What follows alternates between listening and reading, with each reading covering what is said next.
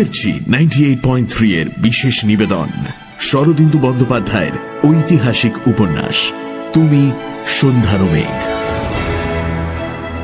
শরদিন্দু বন্দ্যোপাধ্যায় ঐতিহাসিক উপন্যাস লেখার প্রসঙ্গে বলতেন, তার লেখা ফিকশনালাইজড হিস্ট্রি নয়, বরং হিস্টোরিক্যাল ফিকশন। এই উপন্যাসের অন্যতম দুই চরিত্র নয়পাল ও লক্ষ্মীকর্ণদেব। নয়পাল ছিলেন প্রথম মহিপালের পুত্র। একাদশ শতাব্দী অর্থাৎ আজ থেকে প্রায় 1000 বছর আগে তাঁদের রাজধানী ছিল গৌড় ও মগধে, মানে এখন যেটা মালদা আর পাটনা। অন্যদিকে লক্ষ্মীকর্ণর রাজধানী ছিল জব্বলপুরে, নর্মদা নদীর তীরে, ত্রিপুরীতে। ভাবতে অবাক লাগে, আজ থেকে প্রায় 1000 বছর আগে সত্যিই যুদ্ধ হয়েছিল এই দুই রাজার মধ্যে। তুমি সন্ধ্যার মেঘ উপন্যাসটি আমরা নিয়েছি আনন্দ পাবলিশার্স থেকে প্রকাশিত শরদিন্দু অমনিবাসের 3য় খণ্ড থেকে। তুমি সন্ধ্যার মেঘ এর আগের দুটো পর্ব ছোট করে মনে করিয়ে দিই। চেদি রাজ্যে যাচ্ছেন দুই বন্ধু বিগ্রহপাল আর অনঙ্গপাল। উদ্দেশ্য মহারাজ লক্ষ্মীকর্ণদেবের কন্যা যৌবনশ্রীকে হরণ করে আনা। পথে তাদের আলাপ হয় লক্ষ্মীকর্ণর বড় মেয়ে বীরশ্রী ও জামাই জাতবর্মার সঙ্গে। দুজনেই বিগ্রহ ও অনঙ্গকে সাহায্য করার প্রতিশ্রুতি দেন। চেদি রাজ্যে পৌঁছে নদীর ঘাটে বিগ্রহপালের সঙ্গে হঠাৎ দেখা হয়ে যায় লক্ষ্মীকর্ণের ছোট মেয়ে যৌবনশ্রীর। প্রথম দেখাতেই দুজনেই দুজনের প্রেমে পড়ে। এদিকে অনঙ্গ আশ্রয় নেয় লক্ষ্মীকর্ণের গুপ্তচর লম্বোদরের বাড়িতে। লম্বোদরের শালী ও রাজকন্যার সই বান্ধুলিকে একবার দেখেই অনঙ্গর জীবনেও বসন্ত আসে। শুরু হচ্ছে তুমি সন্ধ্যার মেঘ 3য় পর্ব।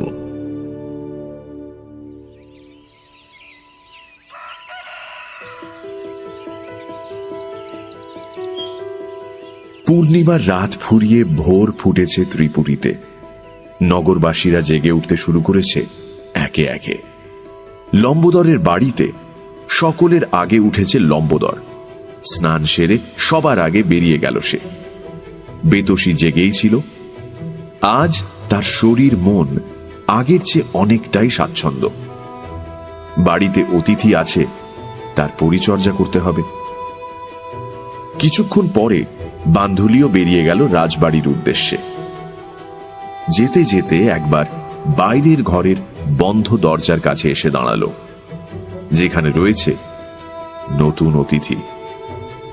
কান পাতল দরজায়, ভেতরে কোনো সাড়া শব্দ নেই। তারপর বেরিয়ে গেল। আরো খানিকক্ষণ পরে অনঙ্গর ঘুম ভাঙল। সে এসে বেতসীর সঙ্গে গল্প জুড়ে দিল। বেতসীর শরীর দুর্বল, অনঙ্গ তাকে মাছ রান্না করে খাওয়াবে। বেতসী মনে মনে ভাবল, আহা, অতিথি বড় মিষ্টভাষী।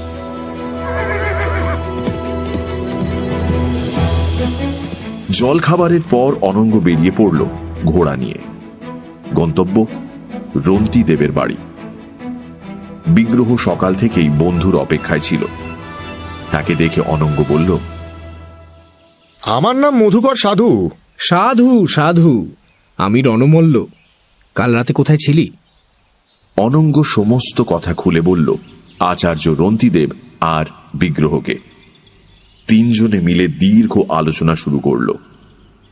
অনঙ্গ জানালো রন্তিদেবের দেওয়া ঘোড়া দুটো ওরা আর ব্যবহার করবে না। যেভাবে রাজার গুপ্তচর ঘোরাফেরা করছে তাতে সন্দেহ অবশ্যম্ভাবী। অন্য কারুর কাছ থেকে দুটো ঘোড়া কিনে নেবে।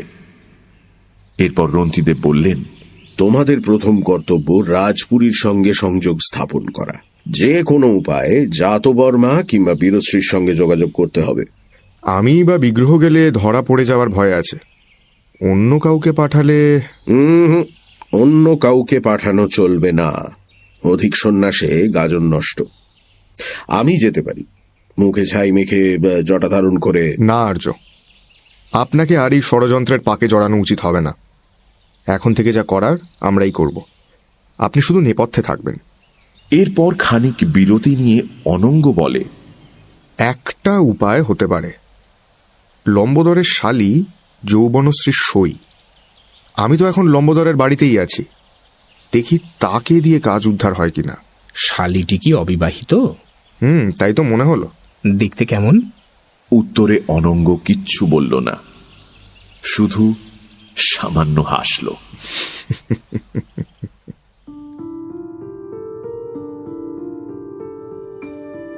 রাজপুরীতে অম্বিকা দেবীর ঘরে দুই নাতনি বসে আছেন খাটে। যে দুজন রক্ষী থাকে দরজার বাইরে, তাদের বিদায় করা হয়েছে। বীরশ্রী বান্ধুলিকেও চলে যেতে বললেন।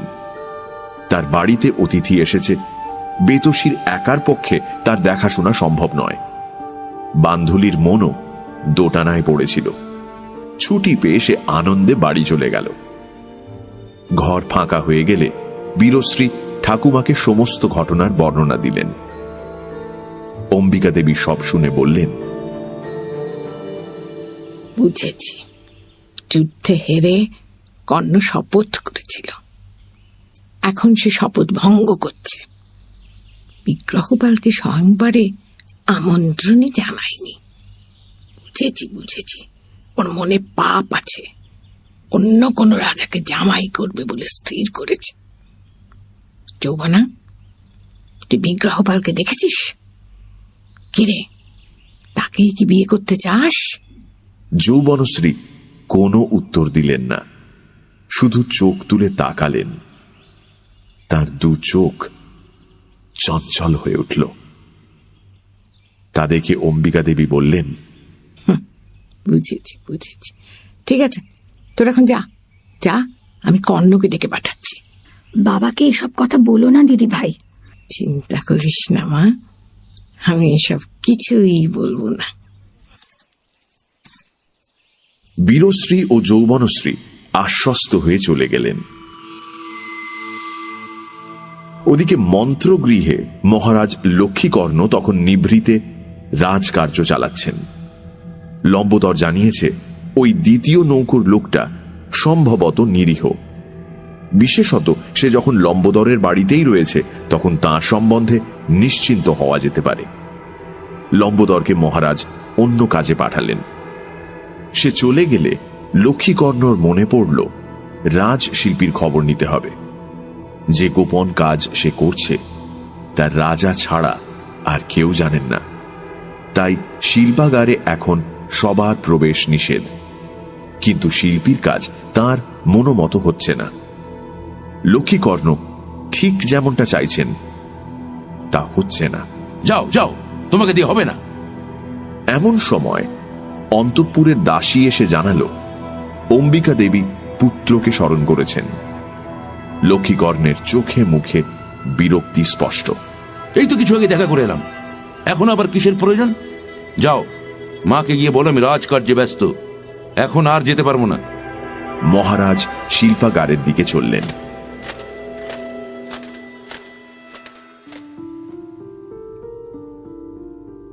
বিগ্রহের সঙ্গে দেখা সাক্ষাৎ সেরে অনঙ্গ ফিরে এলো লম্বোদরের বাড়িতে। দুপুরের খাওয়া দাওয়া শেষ, এবার সে মূর্তি গড়বে। বাক্স থেকে তার জিনিসপত্র বের করে সাজাতে লাগলো ঘরে। কিছু তৈরি মূর্তি, সঙ্গে রং, তুলি। বান্ধুলিও ফিরে এসেছে। অনঙ্গর ঘরের দরজা খোলা দেখে সে ঢুকে পড়ে। দেখে অপূর্ব সব সৃষ্টি, কোনোটা লক্ষ্মী, কোনোটা সরস্বতী, কার্তিক, গণেশ, আর সবকটা মূর্তি যেন জীবন্ত। এদিকে অনঙ্গ মনে মনে ভাবে বান্ধুলি ঘরে রয়েছে, এই সুযোগে বীরশ্রীর সাথে দেখা করার একটা উপায় বের করতে হবে। সে জিজ্ঞেস করে, এই যে তুমি ফিরে এসেছো রাজবাড়ি থেকে? হ্যাঁ, দিদিরানী বললেন। কে দিদিরানী? বড় রাজকুমারী বীরশ্রী। আচ্ছা, আমাকে একটু জল দেবে? বান্ধুলি ঘটিতে জল নিয়ে এলো। অনঙ্গ কিছুটা জল আলগোছে গলায় ঢালল, তারপর ঘটির জলে দুহাত ভিজিয়ে একতাল মাটি তুলে নিল। বান্ধুলি ঘর থেকে চলে যাবার জন্য পা বাড়ালো বটে, কিন্তু বেশি দূর যেতে পারল না। দরজার কাছে গিয়ে ইতস্তত করতে লাগলো। অনঙ্গ আর চোখে সেটা লক্ষ্য করে বলে উঠল, তোমার যদি অন্য কাজ না থাকে তুমি বসে আমার কাজ দেখো না। এই আমন্ত্রণটুকুই বান্ধুলি কামনা করছিল মনে মনে। সে ফিরে এসে অনঙ্গর থেকে মাত্র কিছুটা দূরে বসে পড়ল। অনঙ্গ মাটির তাল হাতে মাখতে মাখতে জিজ্ঞেস করল, কি মূর্তি করব বলো? বান্ধুলি লজ্জা পেয়ে বলল, আমি জানি না। অনঙ্গ আর কিছু বলল না।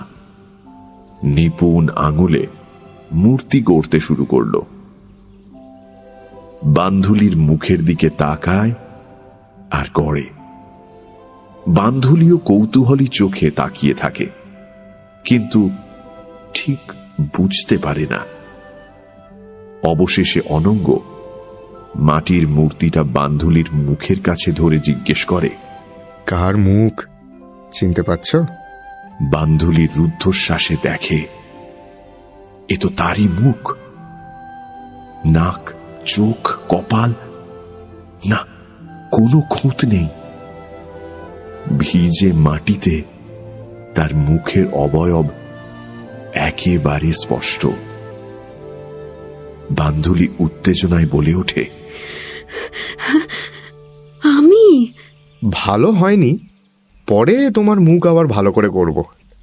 আচ্ছা একটা কথা বলো তো, আমার গড়া পুতুলগুলো তোমার কেমন লেগেছে? খুব সুন্দর, এত সুন্দর পুতুল। আমার পুতুল রাজকুমারীদের ভালো লাগবে? খুব ভালো লাগবে। শোনো, আমি একটা ভালো পুতুল তৈরি করে তোমাকে দেব, তুমি সেটা রাজপুরীতে গিয়ে ওদের দেখাতে পারবে? পারবো, ওরা দেখলে খুব খুশি হবেন। আপনি কবে পুতুল তৈরি করে দেবেন? আগে তাকে আগুনে পোড়াতে হবে, তারপর রং চড়াতে হবে, সে 2-3 দিন লেগে যাবে। কথায় কথায় আরো কিছু সময় কেটে যায়। তার সঙ্গে কেটে যায় বান্ধুলির জড়তাও। ক্রমে বিকেল নেমে আসে। অনঙ্গ কাজ বন্ধ করে উঠে পড়ে। তারপর বান্ধুলিকে বলে, আমাকে একবার বেরোতে হবে, সন্ধ্যের আগেই ফিরব। অনঙ্গ মনে মনে ভাবে, রাজপুরীতে নিরন্তর প্রচ্ছন্ন প্রতিদ্বন্দ্বিতা, হিংসা, চক্রান্তের মধ্যে থেকেও মেয়েটি এখনো সত্যি সরল, নিষ্পাপ। ওদিকে বিগ্রহপাল অপেক্ষা করছিলেন। অনঙ্গ পৌঁছলে দুজনে ঘোড়া কিনতে বেরোলেন। নগরের পশ্চিমে যেখানে লোকালয় শেষ হয়ে মাঠ শুরু হয়েছে, সেখানে বিস্তীর্ণ জায়গা জুড়ে ঘোড়া বাঁধা আছে। বিগ্রহ ও অনঙ্গ দুটো ঘোড়া কিনল। বিগ্রহ তার ঘোড়ার নাম দিল দিব্যজ্যোতি, আর অনঙ্গ তার ঘোড়ার নাম রাখল রোহিতাশ্ব। তারপর দুই বন্ধু হাসি তামাশার ফাঁকে ফাঁকে কাজের কথা আলোচনা করতে করতে চলে গেল।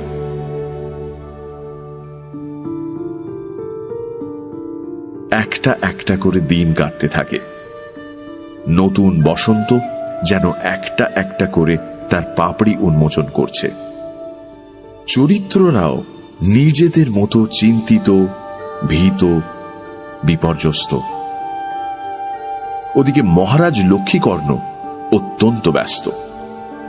একদিকে স্বয়ংবর সভা নির্মাণ, অন্যদিকে চুপি চুপি শিল্পশালায় গিয়ে গুপ্ত শিল্পকার্য নিরীক্ষণ। কখনো মন্ত্রীদের তাড়না করছেন, কখনো শিল্পীকে ধমক দিচ্ছেন, কর্মীদের গালাগালি দিচ্ছেন, নিঃশ্বাস ফেলার সময় নেই। লম্বোদর ও তার চরেরাও ব্যস্ত। কোন বণিক কোথা থেকে এসেছেন, কি বিক্রি করছেন, তার দিকে নজর রাখা প্রয়োজন। লম্বোদর কখনো দুপুরে ঘরে আসে, কখনো আসে না। রাতটুকু কোনো মতে কাটিয়ে আবার সকাল হতে না হতেই চলে যায়। রাজপুরীর অন্তঃপুরের এক বিশেষ অংশে কিন্তু তেমন কোনো ব্যস্ততা নেই। ভরা নদীর মাঝখান দিয়ে যখন খরস্রোত বয়ে যায়, নদীর দুতীরে সামান্য আবর্ত দেখা যায় মাত্র। বীরশ্রী বোন যৌবনশ্রীকে নিয়ে প্রতিদিন মন্দিরে যান পুজো দিতে। এছাড়া তেমন আর কোনো তৎপরতা নেই। যৌবনশ্রীর আচরণ আগের মতোই ধীর ও শান্ত। শুধু খুব ভালো করে লক্ষ্য করলে দেখা যায় চোখ দুটোতে যেন একটু চাঞ্চল্যের আবির্ভাব হয়েছে। যৌবনশ্রী মুখে কিছু বলেন না, তবু বীরশ্রী তার চোখে শুনতে পান প্রশ্ন, আবার কবে দেখা হবে? তিনি গিয়ে স্বামীকে খোঁচা দেন। কি গো, কোথায় গেল বিগ্রহ? তুমি একটু খোঁজ নাও দেখি। জাত বর্মা চেষ্টা করেও খোঁজ পান না, ভয়ে থাকেন পাছে বেশি হইচই করলে মহারাজ জানতে পেরে যান। এদিকে রন্তিদেবের বাড়িতে বিগ্রহপালও ছটফট করছেন। তীরে এসেও তরি ঘাটে ফিরছে না। একবার দেখেই যে মূর্তি তার মনের অন্দরমহলে আঁকা হয়ে গেছে, সে যেন ছলনা করেই আবার দেখা দিচ্ছে না। ওদিকে অনঙ্গ দিব্যি আছে। বেতসীর সঙ্গে তার অদ্ভুত এক স্নেহের সম্পর্ক তৈরি হয়ে গেছে। আর বান্ধুলি যেন জন্মান্ধ যুবতী হঠাৎ একদিন সকালে চোখ মেলে পৃথিবীর রূপ রসে নিমগ্ন হয়ে গেছে। যেমন বিস্ময় তেমনি আনন্দের শেষ নেই। এক সময় ছিল যখন পরিস্থিতির চাপে লম্বোদরকে বিয়ে করা তার পক্ষে অসম্ভব ছিল না, কিন্তু এখন তাকে কুচি কুচি করে কেটে ফেললেও সে অন্য পুরুষকে স্পর্শ করতে পারবে না। একজন মানুষ কোথা থেকে এসে তার মনের সমস্ত কৌমার্য নিয়ে গেছে, সে ছাড়া যেন পৃথিবীতে অন্য কোনো পুরুষ নেই। দেহ মন সমস্তটাই তার মধ্যে একাকার হয়ে গেছে। অনঙ্গ আপন মনে মূর্তি গড়ে, আর বান্ধুলি খানিক দূরে বসে দেখে। কখনো শিল্পকর্মের দিকে চেয়ে থাকে, আবার কখনো খোদ শিল্পীর দিকে। অনঙ্গ সহসা চোখ তুললে চোখে চোখ ধরা পড়ে যায়। বান্ধুলি মুখ ফিরিয়ে হাসে। অনঙ্গ বলে, তুমি আমাকে দেখে হাসো কেন বলো দেখি? আমি কি সং? বান্ধুলি উত্তর দেয় না। তার ঠোঁটে হাসি আরো গাঢ় হয়। অনঙ্গ একখানা নতুন মূর্তির কাজ শুরু করেছে। মূর্তির হাতে ধনুর বাণ। মূর্তি গড়তে অনঙ্গর 3 দিন লাগলো। তারপর তাকে রোদে শুকিয়ে আগুনে পোড়ানো হলো। এরপর অনঙ্গ মূর্তির চোখ মুখ আঁকল। সবশেষে নিচে লিখল অনঙ্গ বিগ্রহ। বান্ধুলিকে দিয়ে সেই মূর্তি পাঠিয়ে দিল রাজবাড়িতে। মূর্তি দেখে বীরশ্রী বললেন, ও মা, কি সুন্দর মূর্তি! তোর অতিথি তো ভারী গুণী লোক। এই পর্যন্ত বলেই বীরশ্রী থেমে গেলেন।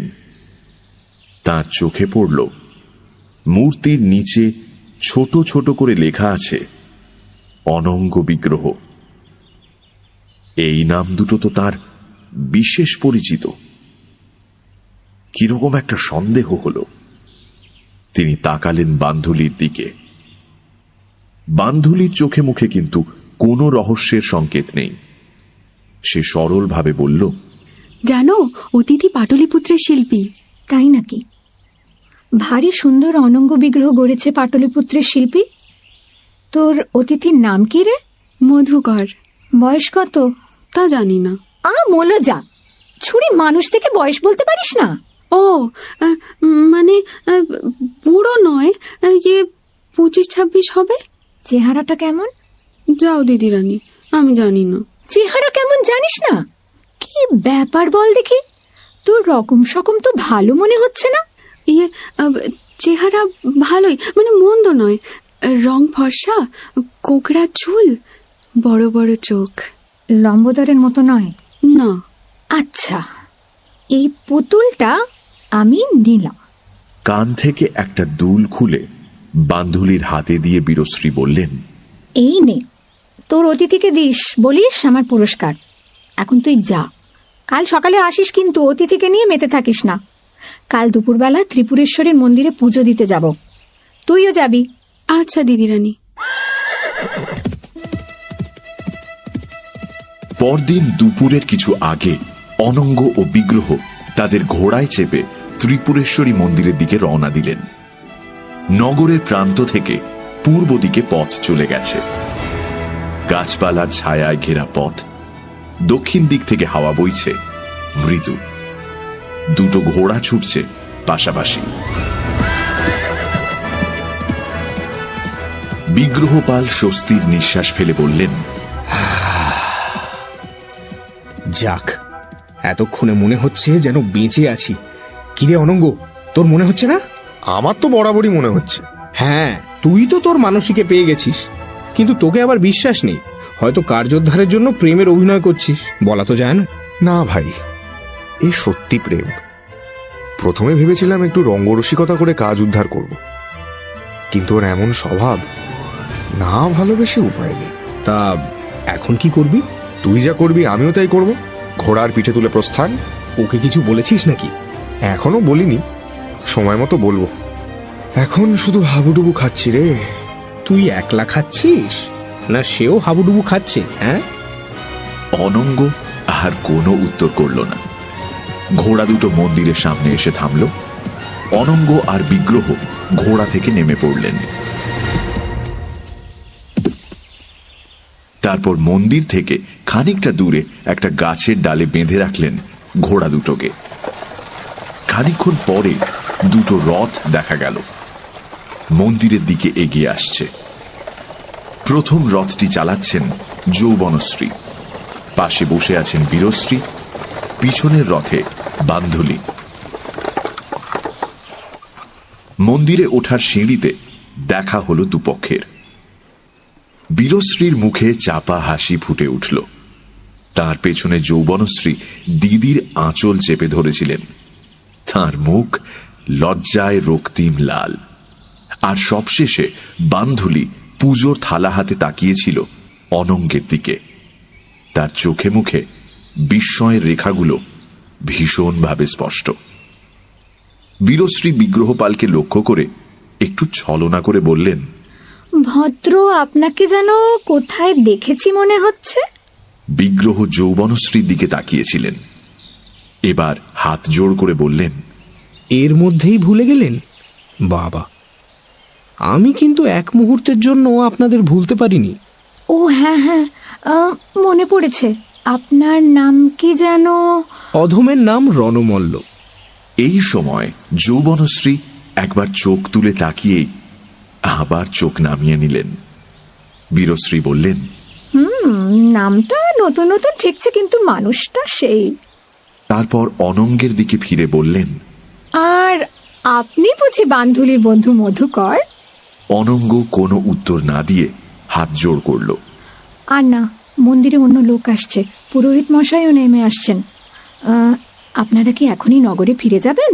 বিগ্রহ বললেন, আপাতত কিছুক্ষণ ওই দূরের গাছের তলায় বিশ্রাম নেওয়ার ইচ্ছে আছে।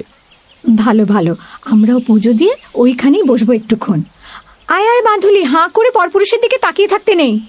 বান্ধুলি লজ্জায় চোখ নামিয়ে উঠতে লাগলো দুই বোনের পেছন পেছন মন্দিরের সিঁড়ি দিয়ে। কিছুক্ষণ পরে পুজো শেষ করে বীরশ্রী, যৌবনশ্রী ও বান্ধুলি এসে দাঁড়ালো গাছের তলায়। অনঙ্গ দাঁড়িয়েছিল সেখানে। বীরশ্রীকে দেখতে পেয়ে বলে উঠল, দেবী, আপনি যে ছদ্মবেশী চোরকে খুঁজছেন সে ওই দূরে ওই আমলকি গাছের তলায় লুকিয়ে আছে। ও, আর তুমি কি দ্বাররক্ষী? তারপর বান্ধুলির দিকে ইশারা করে বললেন, আচ্ছা, আপাতত ওই মেয়েটিকে আটকে রাখো। ওকে আমাদের এখন প্রয়োজন নেই। ফেরবার পথে ওকে আবার অক্ষত দেহে আমার কাছে সমর্পণ করবে। যথা আজ্ঞা দেবী। বীরশ্রী যৌবনশ্রীর হাত ধরে এগিয়ে গেলেন আমলকি বনের দিকে। অনঙ্গ দেখল প্রণয় সম্ভাষণের পক্ষে স্থান কাল সমস্তই অনুকূল। সে আর দ্বিধা করল না। বান্ধুলির সামনে গিয়ে বলল, এই যে শুনলে তো, তুমি আমার বন্দিনী। বান্ধুলি হাসতে হাসতে বলে উঠল,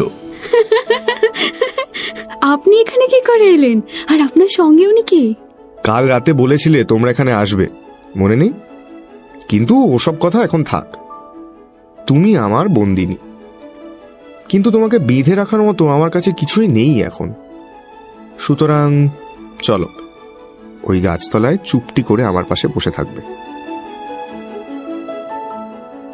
অনঙ্গ বান্ধুলির হাত ধরে নিয়ে চলল।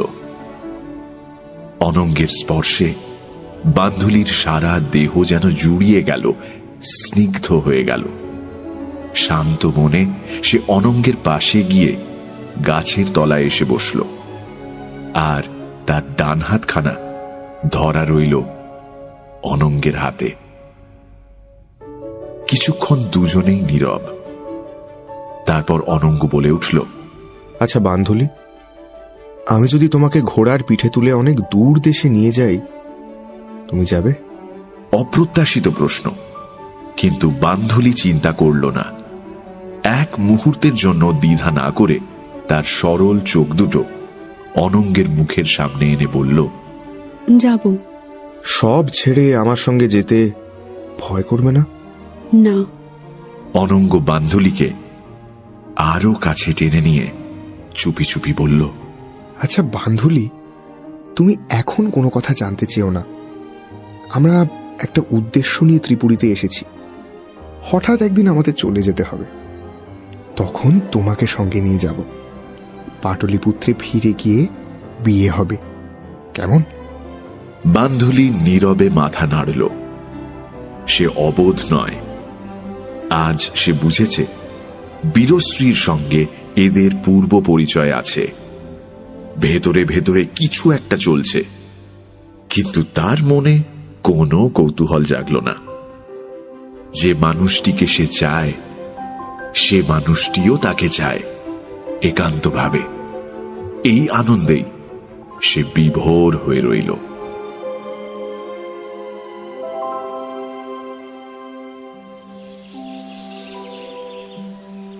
এদিকে কুঞ্জবনের ভেতরে আরো একটি প্রণয় সম্ভাষণ চলছিল আমলকি গাছের তলায়।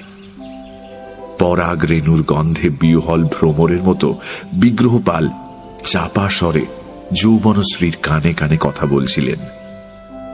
নব অনুরাগের মধুর ভাষণ। যৌবনশ্রী গাছের তলায় এক পাথরের বেদির ওপর বসে নিমগ্ন হয়ে সে কথা শুনছেন। মাঝে মাঝে তার নিঃশ্বাস নিজে থেকেই রুদ্ধ হয়ে যাচ্ছে রোমাঞ্চে। দুজনের কারুরই সময়ের কোনো খেয়াল নেই।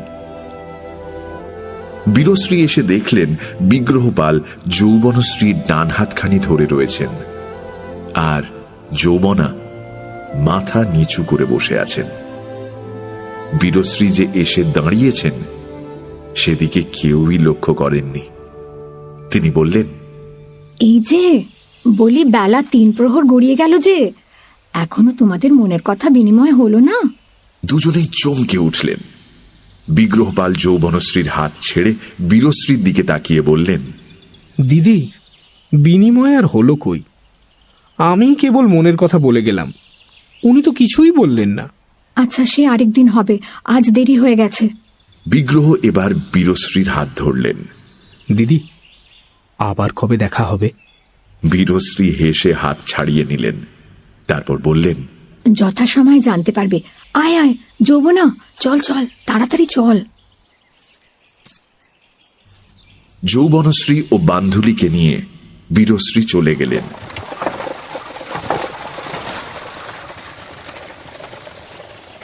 কিছুক্ষণ পরে রথের চাকা মিলিয়ে গেল দূরে।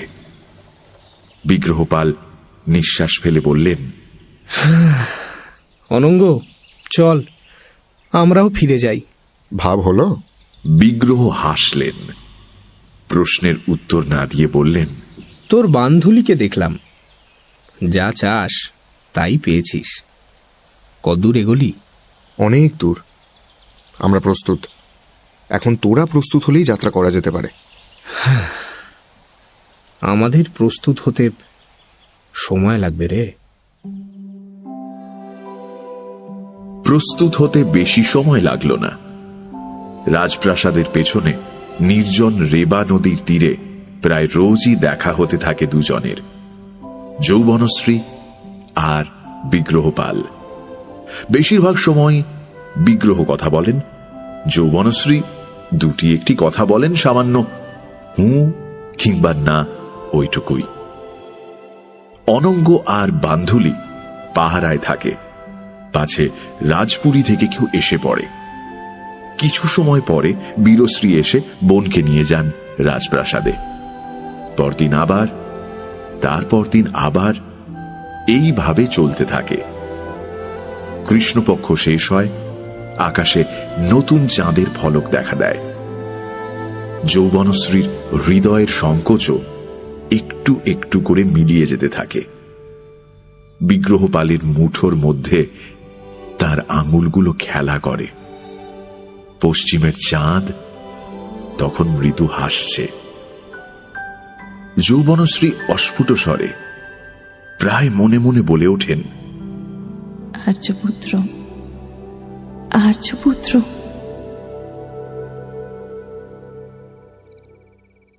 একদিন রাতে বীরশ্রী বোনকে জিজ্ঞেস করলেন, আচ্ছা যৌবনা, বিগ্রহ কি তোকে কিছু বলেছে? কোনো প্রস্তাব করেছে? না তো, কি প্রস্তাব? শুধু অভিসার করলেই চলবে? এর শেষ কোথায়? শেষ কোথায়? সত্যিই তো, এর শেষ কোথায়? যৌবনশ্রী সবই জানতেন। পিতা বিগ্রহকে স্বয়ংবরে আহ্বান করেননি, এদিকে তিনি বিগ্রহকে মন প্রাণ সঁপে দিয়েছেন। এখন এর ভবিষ্যৎ কি হবে সে কথা তার মাথায় আসেনি। তিনি হঠাৎ ভয় পেয়ে দিদিকে জড়িয়ে ধরলেন। কি হবে দিদি? কি আর হবে? বিগ্রহ ঠিক করেছে স্বয়ংবরের আগেই তোকে চুরি করে নিয়ে পালাবে, নৌকোয় তুলে একেবারে পাটলিপুত্র। এখন তুই মন স্থির করে ফেললেই হলো। স্বয়ংবরের কিন্তু আর বেশি দেরি নেই। যৌবনশ্রী ধীরে ধীরে দিদির কাঁধ থেকে মাথা সরালেন। তার মুখখানা শীর্ণ হয়ে উঠল। অস্ফুট স্বরে তিনি বললেন, চুরি করে?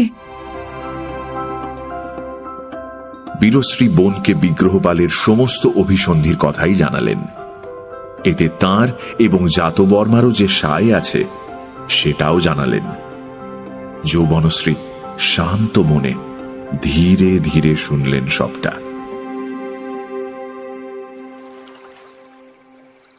সেদিন রেবার তীরে আবছা চাঁদের আলোয় আবার দেখা হলো দুজনের। যৌবনশ্রী বিগ্রহপালের কাছে গিয়ে দাঁড়ালেন, তারপর আরো কাছে গিয়ে মাথা রাখলেন তার বুকে। যৌবনশ্রীর এমতো আচরণের জন্য প্রস্তুত ছিলেন না বিগ্রহপাল। তিনি রোমাঞ্চিত হয়ে দুহাতে জড়িয়ে ধরলেন রাজকন্যাকে, তারপর তার চিবুকে হাত রাখলেন। কিন্তু একি বিগ্রহপাল দেখলেন রাজকন্যার চোখে জল টলমল করছে। তিনি জিজ্ঞেস করলেন, এ কি যৌবনা, কি হয়েছে? যৌবনশ্রী ঠোঁট দুটো কেঁপে উঠল। বললেন, তুমি নাকি আমাকে চুরি করে নিয়ে যাবে? অন্য উপায় যে নেই যৌবনা। তোমার পিতা আমাকে স্বয়ংবর সভায় আমন্ত্রণ করেননি। জানি, কিন্তু তুমি আমাকে চুরি করে নিয়ে যাবে, এ যে বড় লজ্জার কুমার। ক্ষত্রিয়ের পক্ষে কন্যা হরণ করে বিবাহ করা লজ্জার কথা নয়। কুমার, আমি তোমার, সম্পূর্ণভাবে তোমার, তাই আমি তোমাকে এ কাজ করতে দেব না। বাহুবলে কন্যা হরণ করা আর কন্যা চুরি করা এক জিনিস নয়।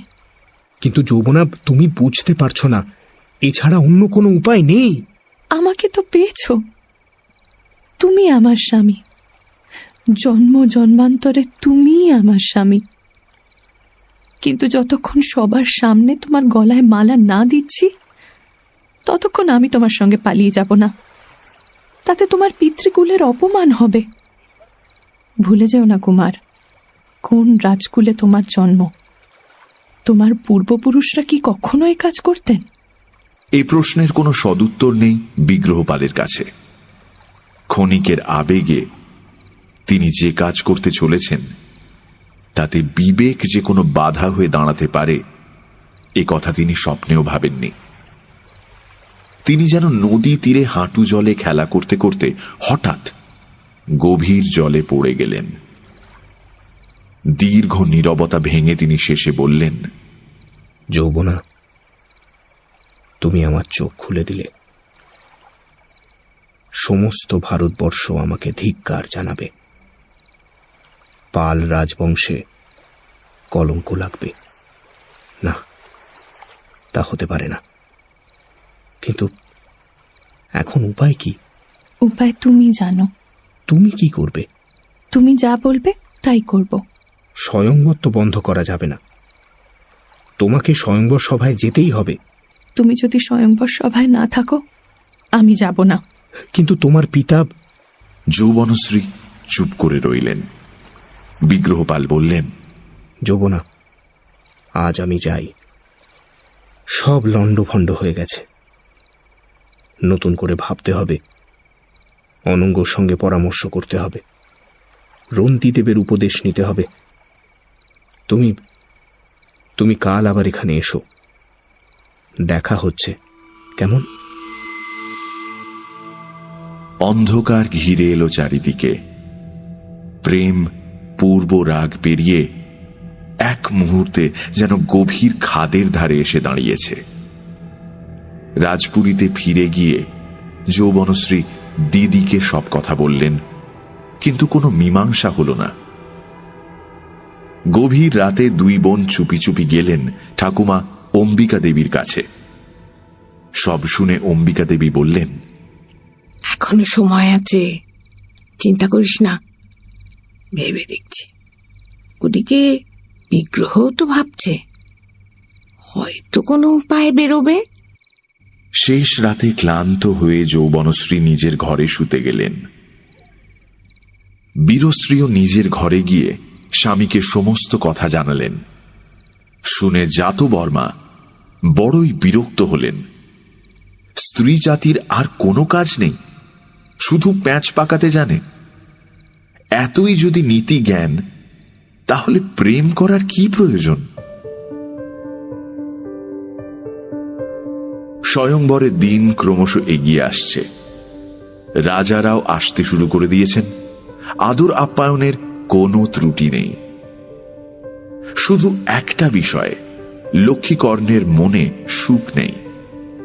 স্বয়ংবর সভায় যে বিরাট প্রহসন রচনা করে সারা ভারতবর্ষে অট্টহাস্যের কলরব তুলবেন বলে মনস্থির করেছিলেন, সেটা ঠিক মতো হচ্ছে না। শিল্পীটা মনের মতো মূর্তি গড়তে পারছে না। লম্বোদর মহারাজের বিরক্তি দেখে চুপি চুপি তার কাছে হাত জোড় করে বললেন, বলছিলাম কি মহারাজ, আমার বাড়িতে যে অতিথি রয়েছে সে মূর্তি করতে জানে। হ্যাঁ। লক্ষ্মীকর্ণ বিরক্ত স্বরে বললেন, তো মূর্তি করতে জানে এমন লোক অনেক আছে। সে কথা সত্য, কিন্তু এ পাটলিপুত্রের লোক, হয়তো মগধের যুবরাজকে দেখেছে। বটে। আচ্ছা, তাকে নিয়ে এসো আমার কাছে, এখনো 10 দিন সময় আছে। লম্বোদর ঘরে ফিরে গেল। মধুকর যে ভালো মূর্তি গড়ে তা সে বেতসীর মুখে শুনেছে। সে যদি ভালো শিল্পী হয়, নিশ্চয়ই বিগ্রহপালের মূর্তি গড়তে পারবে। এদিকে গত রাতে বিগ্রহর মুখে যৌবনশ্রীর সংকল্পের কথা শুনে অনঙ্গর মন ভালো নেই। এত চেষ্টা, এত কৌশল, বুড়ো লক্ষ্মীকর্ণকে জব্দ করার এমন সুযোগ সব নষ্ট হয়ে যাবে। একতাল মাটি নিয়ে সে নাড়াচাড়া করছে ঠিকই, কিন্তু কাজে মন বসছে না কিছুতেই। এমন সময় ঘরের দরজায় শব্দ শুনে সে পেছনে তাকালো। ভেজানো দরজা খুলে লম্বোদর ঢুকেছে। এই যে লম্বদর, অনেকদিন আপনার দেখা নেই, আসুন আসুন। সময় পাই না ভাই, রাজকন্যার স্বয়ংবরের ব্যাপারে সব সময় ব্যস্ত থাকতে হয়। বলছিলাম কি, হ্যাঁ, আপনি তো শিল্পী, আপনি নিশ্চয়ই মানুষ দেখে তার প্রতিমা গড়তে পারেন। হ্যাঁ, তা পারি বটে। আপনি মগধের যুবরাজ বিগ্রহপালকে দেখেছেন? দেখেছি, তবে দূর থেকে। কিন্তু কেন বলুন দেখি? আপনার মতো শিল্পী এই চিদি রাজ্যে আর দ্বিতীয় নেই। আপনি চলুন চলুন, রাজার কাছে চলুন। মহারাজ শিল্পকলার অনুরাগী, তিনি আপনার গুণের পরিচয় পেলে খুশি হবেন। অনঙ্গের খটকা লাগল। লম্বোদরের প্রকৃত উদ্দেশ্য কি? তবে কি লক্ষ্মীকর্ণ জানতে পেরে গেছেন সবকিছু, তাই ছল করে রাজপুরীতে বন্দি করতে চান? কিন্তু না, লক্ষ্মীকর্ণ যদি জানতেই পারতেন তাহলে গলায় দড়ি দিয়ে টানতে টানতে নিয়ে যেতেন। হয়তো অন্য কোনো অভিসন্ধি আছে। সে বলল, মহারাজের দর্শন এ তো সৌভাগ্যের কথা, কিন্তু আমি সামান্য বিদেশি, বিনা প্রয়োজনে। স্বয়ংবর সভা অলঙ্কৃত হচ্ছে, মহারাজ আপনার গুণের পরিচয় পেলে আপনাকে দিয়েও অলঙ্করণের কাজ করিয়ে নিতে পারে। অনঙ্গ ভাবল, মন্দ নয়, দেখাই যাক না এদের মনে কি আছে। সে বলল, বেশ, আমি যাব।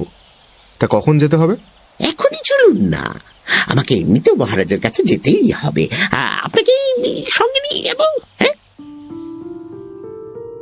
অনঙ্গকে সঙ্গে নিয়ে লম্বোদর বেরিয়ে এলো ঘর থেকে। যাবার সময় তার চোখ পড়ল বেতসীর দিকে। সেই রুগ্ন শীর্ণ চেহারাটা মিলিয়ে গিয়ে সেই আগের বেতসী ফিরে আসছে একটু একটু করে।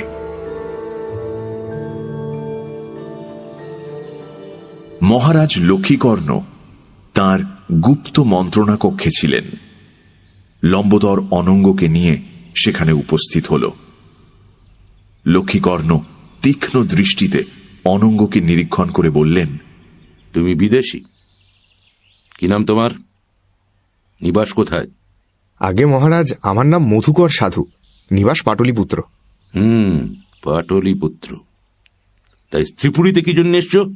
স্বয়ংবর উপলক্ষে শিল্প সামগ্রী বিক্রির উদ্দেশ্যে এসেছি মহারাজ। তাই? আর অন্য কোনো উদ্দেশ্য নেই?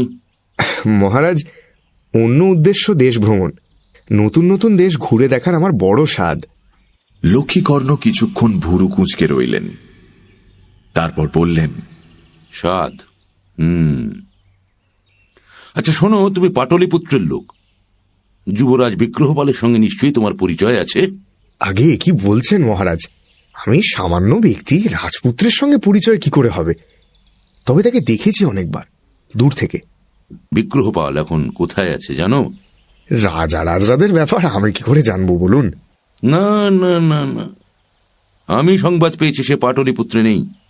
যাই হোক, তুমি পাটলিপুত্রের লোক হলেও তোমাকে তো সজ্জন লোক বলেই মনে হচ্ছে। লম্বোদরের মুখে শুনলাম তুমি ভালো শিল্পী।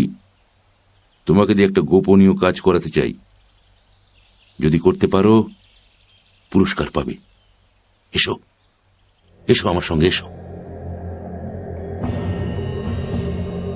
লক্ষ্মীকর্ণ অনঙ্গ ও লম্বোদরকে সঙ্গে নিয়ে শিল্পশালার দিকে এগোলেন। শিল্পশালা রাজভবনের ভেতরে হলেও সেখানে প্রবেশের দরজা স্বতন্ত্র। দরজায় রক্ষীরা পাহারা দিচ্ছে। অনঙ্গ লক্ষ্য করল, শিল্পশালার মাঝখানে একটা স্তম্ভে ঠেস দিয়ে হতাশ ভঙ্গিতে শিল্পী বসে আছে, আর তার সামনে অসংখ্য মাটির মুন্ড, আর খানিক দূরে একটা মুন্ডহীন মাটির দেহ পড়ে আছে। সবগুলোই আয়তনে বিশাল। মহারাজকে দেখে শিল্পী ত্রস্ত হয়ে উঠে দাঁড়ালো।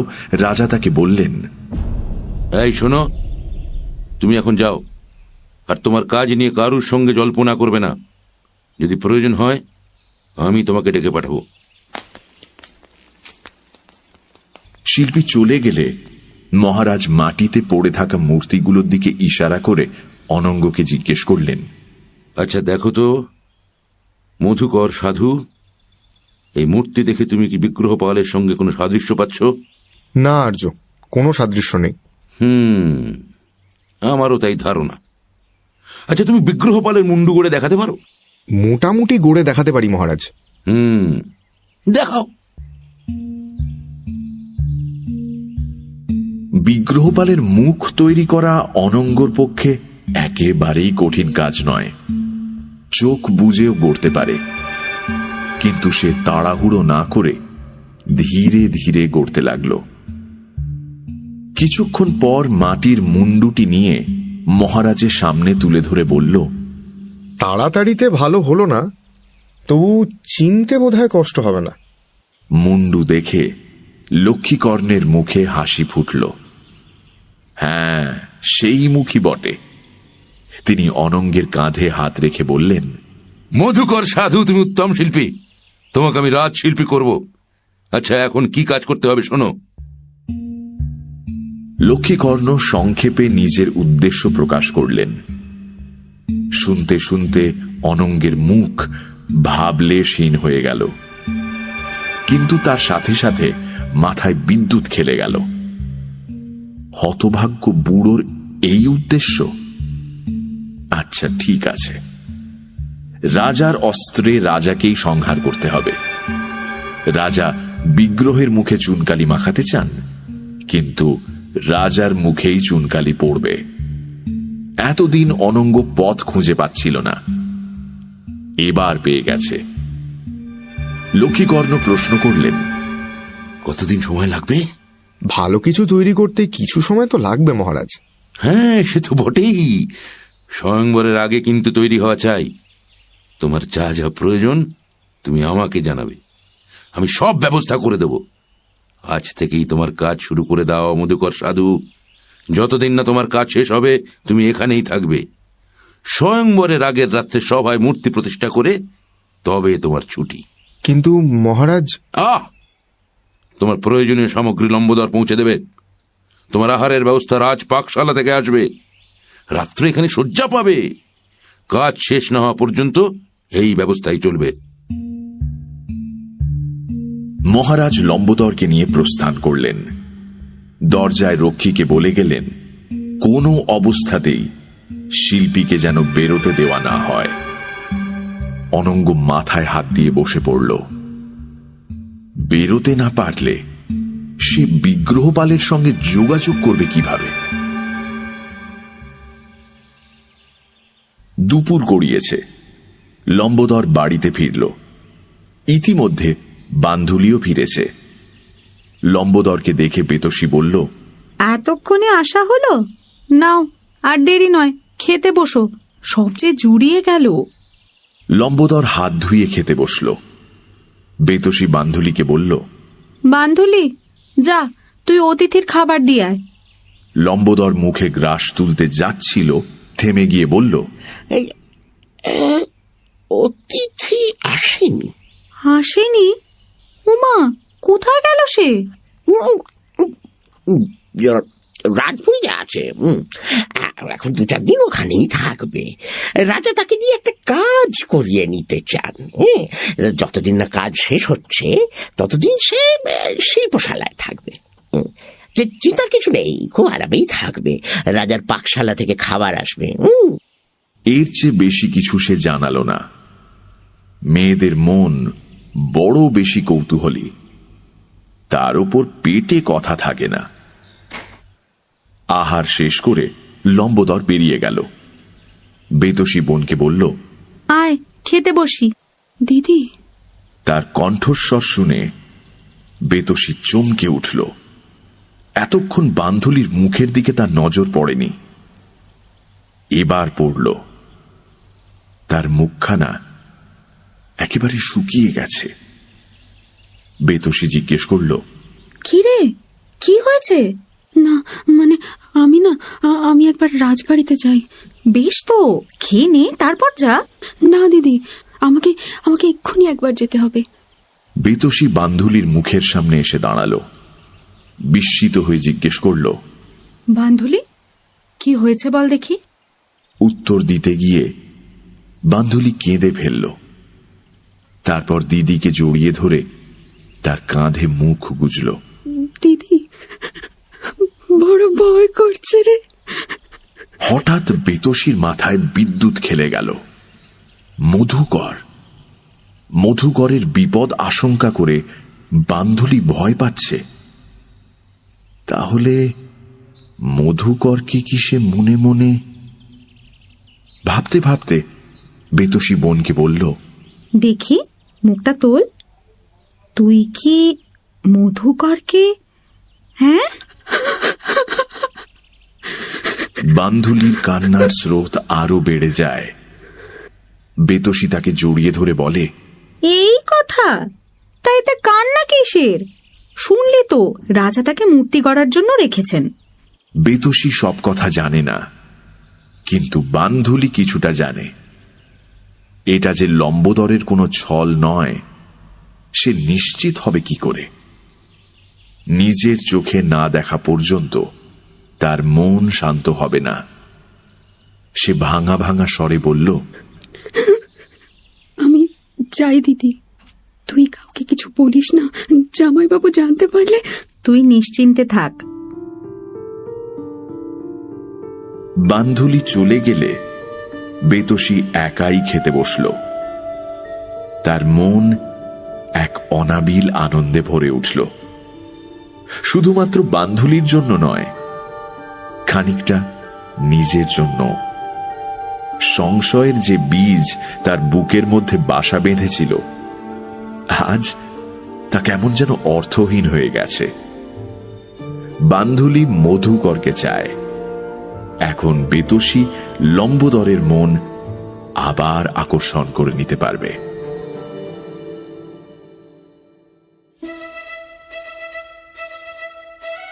শুনছিলেন মির্চি 98.3 এর বিশেষ নিবেদন শরদিন্দু বন্দ্যোপাধ্যায়ের ঐতিহাসিক উপন্যাস তুমি সন্ধ্যার মেঘ, তৃতীয় পর্ব। রেডিও রূপান্তর গোধূলি।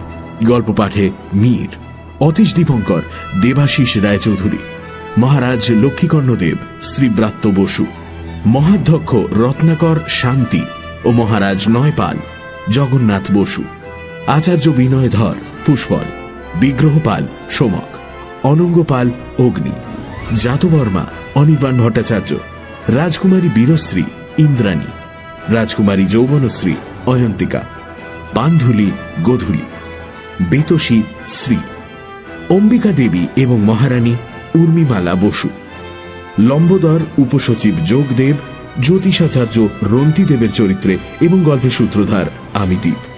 অন্যান্য ভূমিকায় অত্রি, সম্রাট, সৈকত, অলঙ্কার, মণিদ্বীপ ও রিচার্ড। শব্দগ্রহণ, আবহ সঙ্গীত এবং স্পেশাল এফেক্টসে Richard. Social media publicity design Godhuli, Altamas, Atri এবং টিম অ্যাস্টারিস্ক। পর্ব পরিচালনায় গোধূলি, ইন্দ্রাণী এবং রিচার্ড। সমগ্র পরিকল্পনা ও পরিচালনায় ইন্দ্রাণী।